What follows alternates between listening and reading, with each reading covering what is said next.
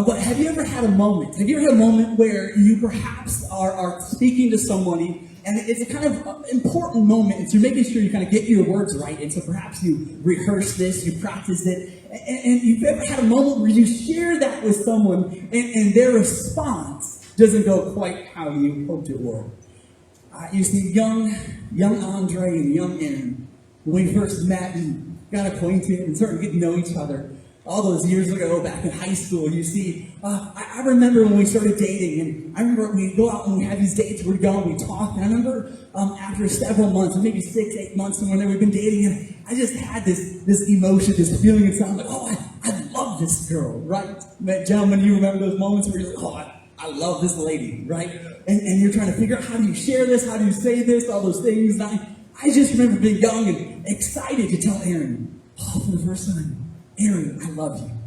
And so I memorized this script, right? And I remember I planned the whole date out, and in the community we lived at, there was this like kind of large pond, a small lake kind of thing with a trail that went around it, and we went and got some ice cream, and we were walking around, and I just remember as we're walking around, we're talking, we're holding hands, we're enjoying the ice cream, and this is super cheesy, y'all. All right, so go ahead and just like judge me and all those things, but I remember in this moment, I'm like, Aaron, oh, you're so smart.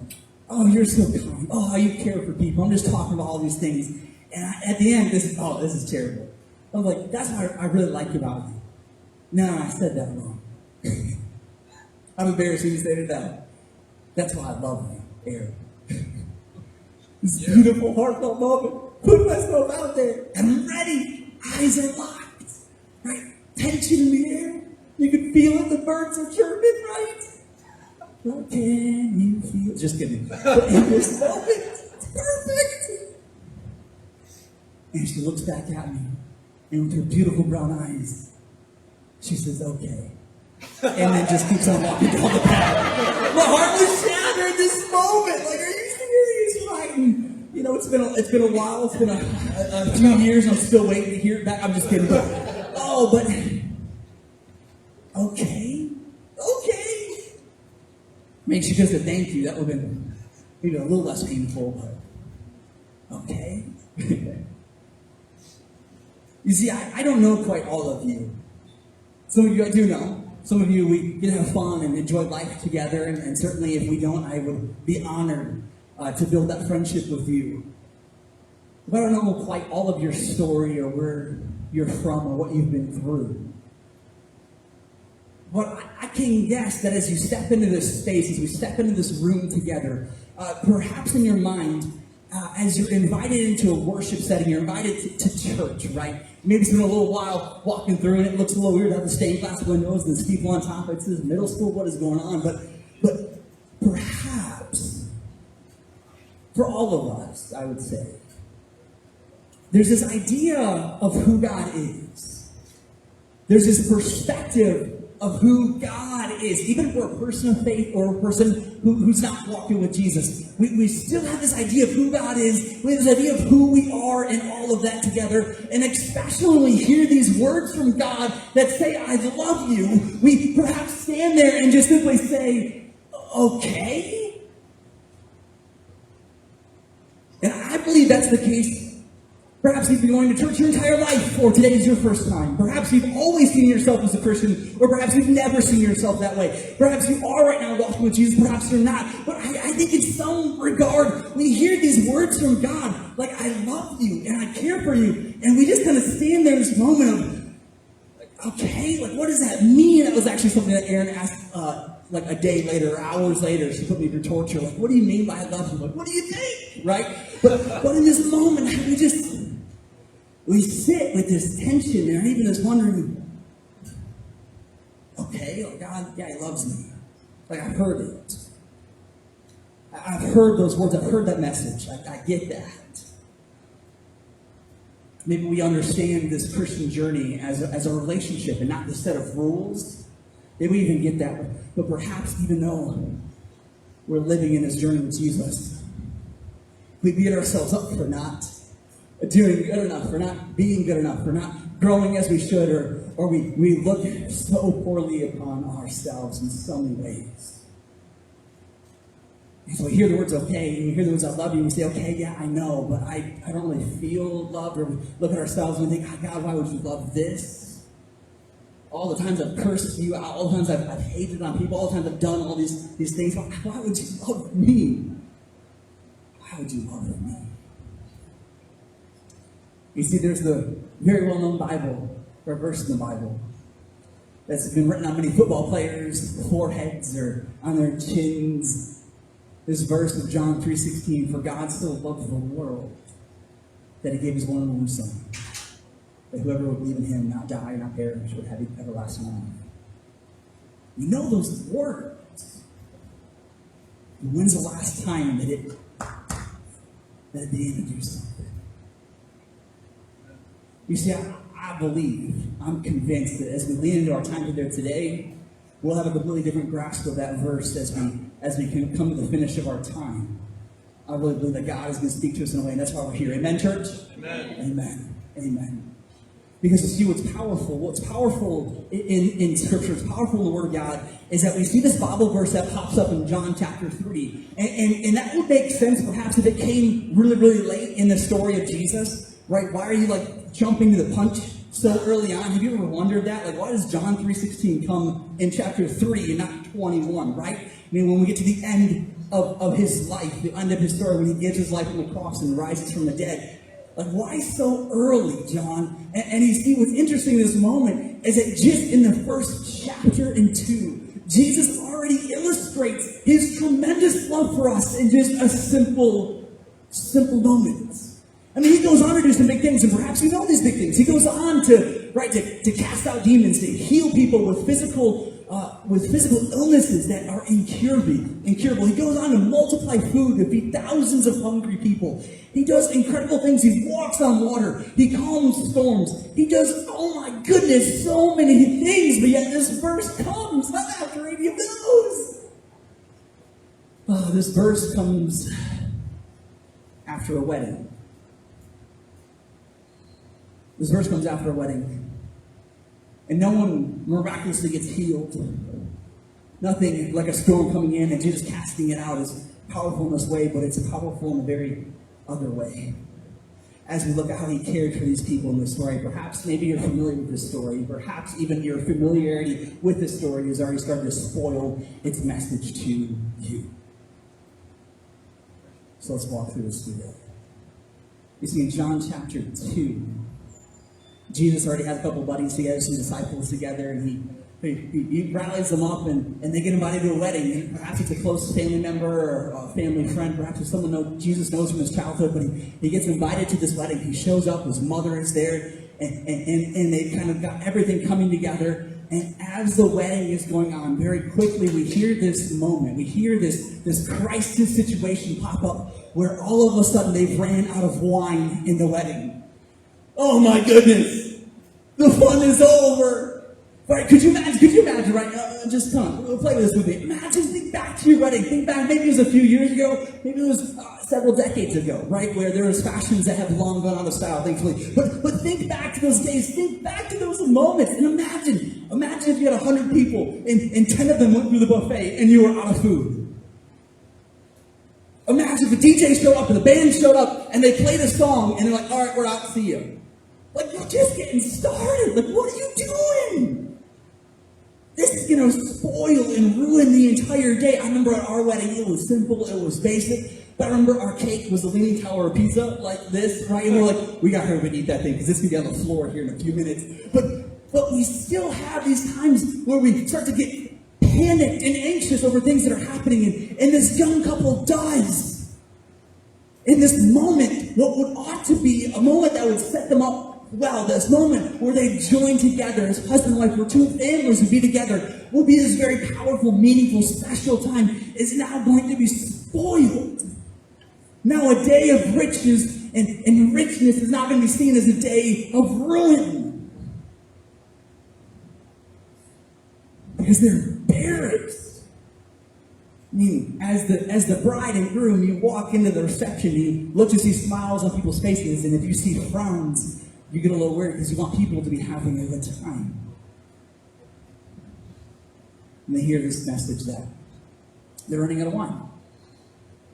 What do we do? What do we do? What do we do? Jesus' mother, Mary, hears about this, goes up to Jesus and says, listen, we need your help. We need your help. Can you do something? Can you do something? And Jesus actually initially responds with some sense of hesitancy. But then his mother then grabs a few serpents and says, listen, do whatever he says to do.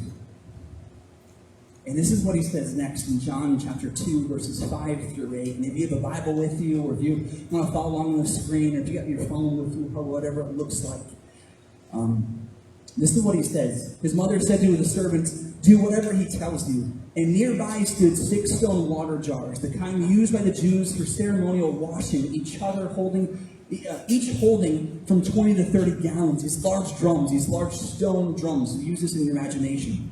Verse 7, Jesus said to the servants, fill the jars with water. So they filled them to the brim. And then he told them, now draw some out and take it to the master of the banquet, the person running the show. Take it to the master of ceremonies. Take it to this guy. And could you just imagine being one of the servants in this moment? Right? You know what's happening, but thankfully you're not the one that's responsible. You're just the guy bringing out the drinks. You're the guy bringing out the things. And imagine being in this moment. This guy tells you, you have no idea who Jesus is. No idea. And he tells you to grab these large stone jars. And you see these jars were put outside of the entrances. As people would come in, they'd wash their arms, they'd wash their hands, getting ready to enter into the gathering. And you see these jars, perhaps they were already empty and they filled them. Perhaps they had a little bit of water still left over from the hand washing that was drained out, or maybe it was still in there. But they filled it up. And just imagine filling it up.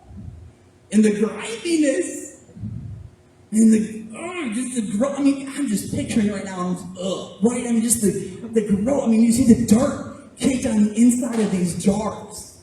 And they were made of stone for the significance of being very strong. Because people in this tradition believed as they washed themselves in it, that it would cleanse them spiritually, and the stones would be able to contain it. It's this nasty water. Jesus doesn't do some big fancy speech. He doesn't do some big old prayer. He doesn't recite any verses. Perhaps he waves his hand. Perhaps he just closes his eyes for a moment and even prays in his head. But he does nothing on the outside. And then he gives the instruction, grab a ladle, scoop some, and bring it to the master of the banquet. And could you imagine being the servant and bringing it to the guy thinking, I'm about to get fired, y'all. Like, I'm about to serve my boss this gross water. What's remarkable is the gentleman takes it, he takes a sip. And then hear what he says. Verse 9 through 10 say this. It says, they did so the servants grabbed it and they brought to the master of the banquet. And he tasted the water that had been turned into wine. He did not realize, this is important, I would encourage you to underline this in your Bible, highlight it, but he did not realize where it came from, though the servants had drawn the water, who had drawn the water knew, they knew where it had come from. Then he called the bridegroom aside and said, everyone brings out the choice wine first, and then the cheaper wine after the guests had had too much to drink. But you have saved the best till now. You have saved the best until now. Small, simple moment. Nothing wild. Nothing huge. But yet in this moment, Jesus begins to illustrate his love for these people. He shows them by simply, he's asked to help, and while he's hesitant, he still steps into that moment, that request.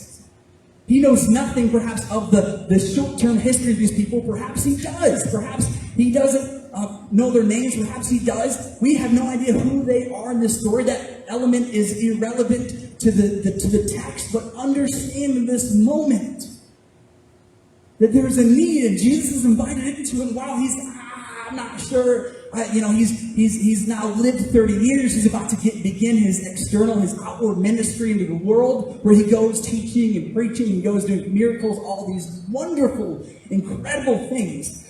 Well, understand it begins in this moment where in secret, he performs his favor, where he takes something gross, and he doesn't just turn it into average. He turns it into immaculate, delicious, delicious wine. He does something that brings tremendous dignity and respect to the couple. I mean, did you see the master of ceremonies, the master of the banquets response as he gives so much honor and praise and appreciation to these people? He says, oh my goodness, no one does this. People serve the ham sandwiches at first and bring out the bologna, but you brought out bologna, you brought out the ham and turkey and bacon and all the delicious meats, but you brought out the best later on. Like, what is going on right now? But Jesus does this knowing to bring great dignity to them. And yet in this moment, he hides in a room. He hides in secret. He doesn't tell anyone about this. Only Mary and the servants know. He doesn't throw on his rock star jacket and walk out and say, all right, everybody, here I am. Come on, get your picture with me. Come on, everybody. No, he does this incredible act of love in secret. He's not trying to take the light because he wants it to be on these people. That he's trying to give himself in such a sacrificial way just to prop them up a little bit higher. This is what he does. And what's incredible in this moment is that he's showing a kind of love to these people that is foreign, that is out of this world. When does someone not take credit for things? When does someone help when they're hesitant, but yet selflessly give? When do people love in this kind of way? Perhaps even to strangers. When he takes a risk of being found out before he's willing to start.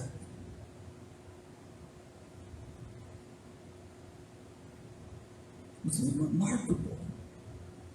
Is in this simple moment of turning some water into wine, Jesus is already showing his heart for people. In the same great amount of love he showed this couple, God says a few verses later in John 3:16 that I love you the same. That God loved the world. Not just these two folks. And he loved you. Loved you, he loved me. In this kind of way. Where he's wanting to step in and prop them up. What's remarkable is even in John 3:16, it simply says that God gave his son for us. And usually when we read the word gave, our minds go right to the cross, but I think God is trying to get us to see something a little bit different. Because eventually Erin did say she loved me back, and as the years went on, eventually I proposed, and eventually then we had our little wedding, our little simple gathering of people, and our wedding. And I just remember that day as everything was coming together, and I stood up there in the front, and my bridal party, hers, and I just remember the moment. Maybe you remember this too, where you're standing there alone, gentlemen, and the music begins, and the crowd stands, and your bride enters the room. And some gentlemen cry. I stood there smiling my ears off my head, like, oh my goodness, is this really happening? Wow. And I looked terrible. If you looked at our wedding pictures, I am so sorry because I looked horrible that day. I should have gotten a haircut. I didn't. What was I thinking? Right? I was in a suit that was not fitted for me, so I looked like a giant gray elephant walking around. I looked like a kid in his dad's suit just walking around. It was way too big for me. But here comes in this bride. Beautiful, all decked out. Oh my goodness. Anne walks in and she comes to the front. I'm just smiling. Oh my goodness. This is happening. I'm so pinch me. And she comes to the front. And then there's that moment. You know what comes next, don't you? People sit down, and then the pastor, the person leading us, the officiant, simply shares, who gives this woman away today? Oh, and her father responds, I give her. My wife and I, her mother and I, give her away. We give her away to be his partner. We give her away now to be joined with him. We didn't say all these words, but that's what that moment means. That she was once in our household as an individual, but now they are building their own household. We give her away to join in this relationship of love and grace, and of purpose and future. And God says, for God so loved the world, he gave his son. Gave him to humanity. To know him as a friend. To know him as a helper. When the wine runs out and you're, to be there to help. That God gave himself for us. That we could know him in a way that we never have before. That way we would know the love of a real brother. Know the love of a real friend who wants nothing more than to pick us up. Wants nothing more than to dust us off. Wants nothing more than to cheer us on and lead us forward. One that redeems us, that changes us. That's the beautiful imagery of Jesus turning this nasty water into incredible wine. He doesn't take dirty wine and make it into good wine. He doesn't take good water and turn it into good wine. He takes the opposite ends of the spectrums of both things and makes it into the other. He takes what is too far gone and makes it into something imaginably good. That is what he wants to do in our life, because he gives us his love. He loves us in a way, even if we stand there and say, I don't quite get it, I don't quite understand it all, but I know that you love me. That you looked at me. He didn't walk up to the couple. He didn't open the book and say, all right, listen, how many of the commandments have you followed? How long have you been going to church? Have you done enough good deeds? Okay, now I'm going to answer a prayer. No, he just simply pushes all that aside. You don't have to earn this stuff. All my love for you is just freely given. I myself am freely given for you. For you. It says the world in John 3:16. Well, let me just say this.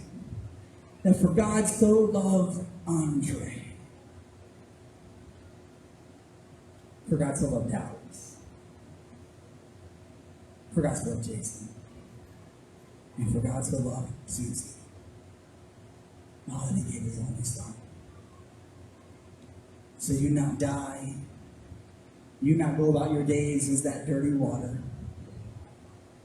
But you made it into something beautiful. Wow. That is his invitation to us. I remember all my years of growing up, I was extremely skeptical of the Christian faith and the church. We didn't grow up going to church at all. It wasn't until my parents had separated and we went through some really hard seasons with my mom and my brother and I. And I remember it came to a time when we were in high school, my mom said, you should go to church. And so she'd go and she'd drop us off. And I'm so grateful that she did. Perhaps there were times when we were kicking and screaming, but she still dragged us and she still told us to go. And I'm so glad that she did. But there we'd go. And after some times of having some hard questions, some wrestling with some just things that had this tension in my heart, God had brought some people around me, some friends, people who would be willing to walk through some fiery conversations with me. And I remember this time, we went and did this kind of experience, this kind of camp-like thing for over the weekend. And I remember being a student at this time. I remember while we were at this camp, there was this Jesus Experience exhibit. I thought it was an odd name for something. Jesus Experience Exhibit. What is this thing? And I remember kind of walking through this thing, and this is a terrible example, but imagine like a haunted house as you go through, and there's decorations and there's things. It's not scary at all. So that was maybe a really bad example to use. So give me some grace in this moment. But as you walk through this experience, it's this kind of hallway-like experience, where one moment after another, it shows you what we literally just talked about, of seeing who God really is. And as a young guy who was angry at God, who thought God was angry at the world, heard this message of love, like, no, that's all made up. Beginning to walk through and see who Jesus really is. At the very end, beginning to get popped the question of, would you want to receive this kind of love? And I just remember that moment saying, yes, I wanted this love. I wanted this love. And that was many years ago, and even since then, there have been some wandering times. Maybe that's for you as well. There are moments where we get right with God and we're on fire, but then we begin to wander a little bit. Perhaps that's not a good thing, but it's kind of normal. But we wander a little bit, but yet we find ourselves back in a time where we say, God, I really miss you. Oh, how I really want you again. How I really need you. And so I don't know where you are in your journey with God, but I urge you to wrestle with this question. I don't know if you see yourself as someone who's like, that Jesus thing is not for me. Listen, he is for you. Oh man, does he care for you? Does he cheer you on? And maybe there are things that you've been through in your life, things in church that just put a sour taste in your mouth and you want to spit it right back out. Listen, I encourage you. Don't put your faith in those people, but put it in him. And find some good-hearted, Jesus-loving people and do life with them. I'd like to think that we're some of those people. Amen? Amen. But say, I really miss that love. I need that love. Maybe for you see yourself as someone who's always believed in God, but you've always been trying to earn this love. You've always been trying to prove yourself to him. You've always been trying to earn that yatta boy or good girl. Maybe your parents were a lot like that, where you were the child who needed to come home with an A+ report card to get "I'm proud of you" statement. If you came home with a B-, they'd say, get that out of me. But God looks at you and says, stop trying to earn what I'm trying to freely give you. Stop trying to earn this blessing of mine. Stop trying to work your way to me, because that's not how this relationship thing works. Stop. I just invite you to love me back, is what he says. Would you receive this love? And even if you're going to grow in it, would you please wrestle with this tension of faith? And would you please allow me to be a friend, is what he says. Invite him in. It can be real. Because you can be very familiar with church your entire life, but be very unfamiliar with Jesus. You can know a lot about him, but not really know him. You can appreciate him. You can say that he is good. You can say that he is sovereign, creator of the universe. You can say all of those things. And still not just weep and say, oh my word, how I love you. How I love you. If you know me, you know that I have a couple of different jobs. One of them I'm honored to get to do is that I get to kind of serve our school district and drive a school bus part-time a little bit. And I just love being a joy in the world to these kids. And I remember a few years ago, I was bringing some kids home in this neighborhood from school, and I was pulling up, and I noticed this girl who was sitting near the front, who just kept looking out the window. Most kids had their eyeballs glued to a Chromebook screen. Maybe that's familiar in your household. They had their eyes glued to a phone. They had AirPods in. Most kids, that is their life as they're riding the bus home from school. But this girl, for some reason, was just peeled out the window. Just like, looking. Where are we? Where are we? Oh, we're turning right. Okay. And I remember as we pulled up to her house and I opened the door, her dad had walked into the house.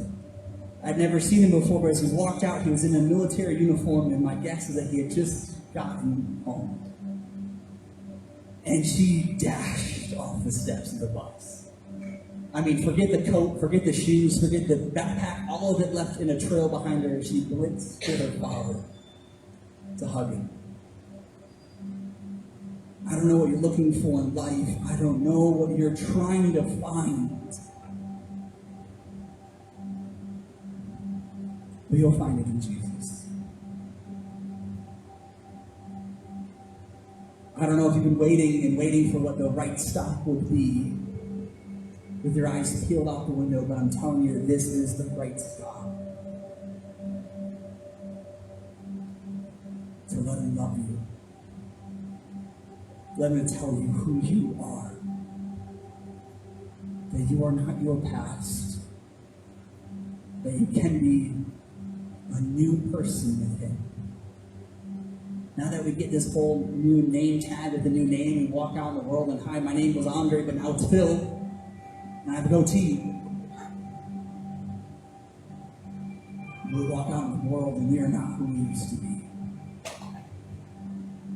We can wake up in the morning and know that our life has purpose, our life has a future, our life has hope. Because we anchor ourselves to Jesus.